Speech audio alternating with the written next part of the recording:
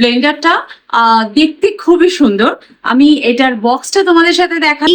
উপরে বটলটা কিন্তু অতটা ওয়েট নেই, বাট কোয়ালিটি কিন্তু খুবই ভালো। এই যে মেশিনটা আছে, এই মেশিনটার এইখানটা দিয়ে কিন্তু চার্জ দেওয়া, এবং এটা চলবে না।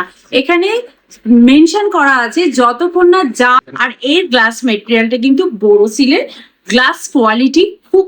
আর এই প্রোডাক্টটা যখন তুমি ইউজ করবে না, এরকম প্রেস করে ছেড়ে দিলে হবে না। এর মধ্যে আমি একটা আঞ্জিরও অ্যাড করে দিয়েছি, তোমরা চাইলে কিন্তু একটু খেজুরও অ্যাড করতে। তো প্রথমেই আমি ব্লেন্ডারটা নিয়ে নিয়েছি, এবং এর মধ্যে আমি আর দুধের মধ্যে ভিজিয়ে রাখা স্ট্রবেরি এবং আঞ্জিরটাকেও, চোখের নিমেষের মধ্যে কিন্তু স্মুদি আমার রেডি হয়ে গেছে। স্ট্রবেরি আছে বলে কালারটা অল টাইম হেলদি হবে এবং স্ট্রং থাকবে, তাই না?